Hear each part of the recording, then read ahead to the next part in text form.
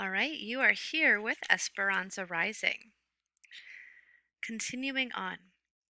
Why is she so angry? Asked Esperanza as she walked back to the cabin a few hours later with Josefina, Isabel, and the babies, leaving the others to stay later.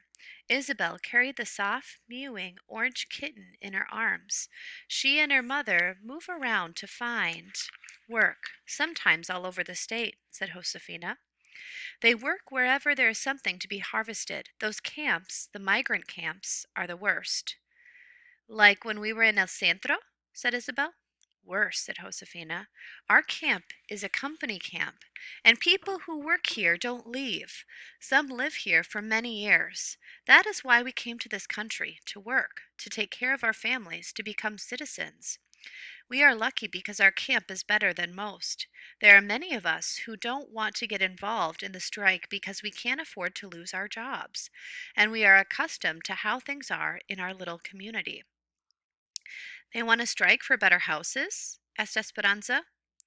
That and more money for those who pick cotton, said Josefina. They only get 7 cents a pound for picking cotton. They want 10 cents a pound. It seems like such a small price to pay, but in the past the growers said no. And now more people are coming to the valley to look for work, especially from places like Oklahoma, where there is little work, little rain, and little hope. If the Mexicans strike, the big farms will simply hire others. Then, what would we do? Esperanza wondered what would happen if Mama did not have a job. Would they have to go back to Mexico? Josefina put the babies to bed. Then she kissed Isabel and Esperanza on their foreheads and sent them next door. Isabel and Esperanza lay in their beds listening to the music and the bursts of laughter in the background. The kittens, after drinking a bowl of milk, curled up in Isabel's arms. Esperanza tried to imagine conditions that were more shabby than this room, that were covered in newspaper to keep out the wind. Could things possibly be worse? Sleepily, Isabel said, "Did you have parties in Mexico?"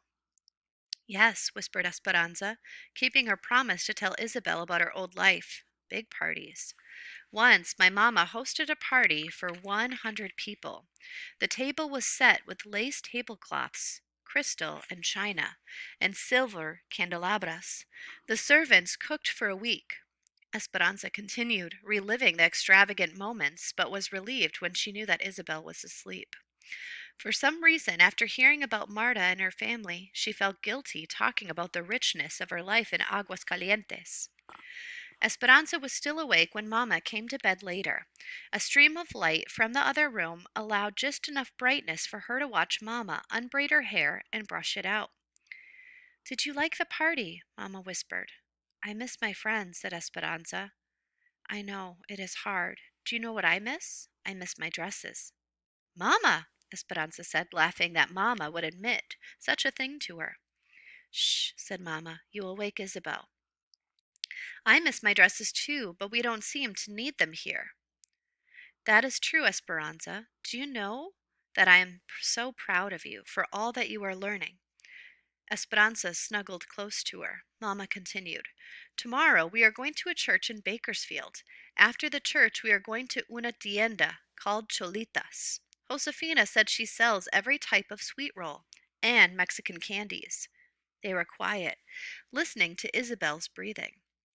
"In church, what will you pray for, Esperanza?" asked Mamma. Esperanza smiled. She and Mamma had done this many times before they went to sleep.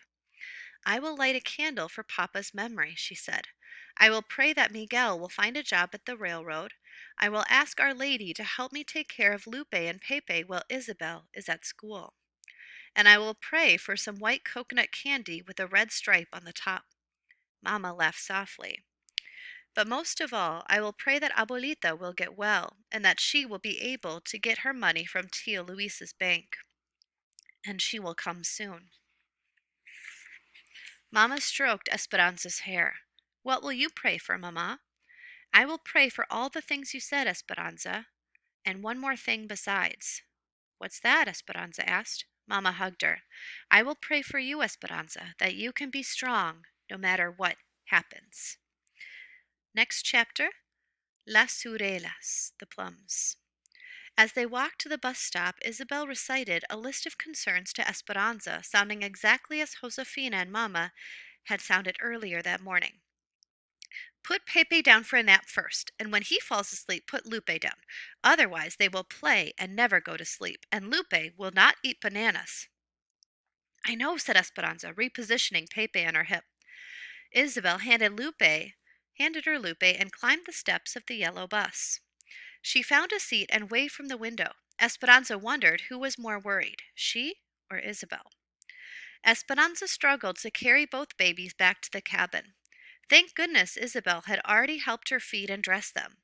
She settled them on a blanket on the floor with some tin cups and wood blocks. Then she put the beans into a big pot on the stove. Hortensia had prepared them earlier with a big onion and a few cloves of garlic and instructed Esperanza to stir them occasionally and let them cook on low heat, adding more water throughout the day. She stirred the beans and watched Lupe and Pepe play. I wish Abuelita would see me, she thought. She would be proud. Later, Esperanza looked for something to feed the babies for lunch. A bowl of ripe plums sat on the table. They should be soft enough to eat, she thought. She took several, removed the pit, and mashed them with a fork. Both babies loved them, reaching for more after each spoonful. Esperanza mashed another 3 plums, and they gobbled every bite. She let them have their fill until they started fussing and reaching for their bottles of milk. Enough for lunch, said Esperanza, cleaning their faces and gratefully thinking that it would soon be nap time. She slowly changed their wet diapers, remembering all of Josefina and Isabel's instructions. She put Pepe down first with his bottle as directed, and when he fell asleep, she put Lupe next to him. Esperanza lay down too, wondering why she was so tired, and she dozed. She woke up to Lupe's whimpering and an atrocious smell. Brown liquid leaked from her diaper. Esperanza picked her up and carried her out of the room so she wouldn't wake Pepe. She changed her into a dry diaper and rolled the soiled one into a ball and put it by the door until she could take it to the toilets. When she put Lupe back down, Pepe was sitting up in bed in the same condition. She repeated the diaper changing. With both babies clean, she left them in the bed and dashed to the toilets to rinse the diapers. Then she ran back to the cabin. A different smell greeted her, the beans. She had forgotten to add more water. When she checked the pot, they appeared to be scorched only on the bottom, so she poured in water and stirred them.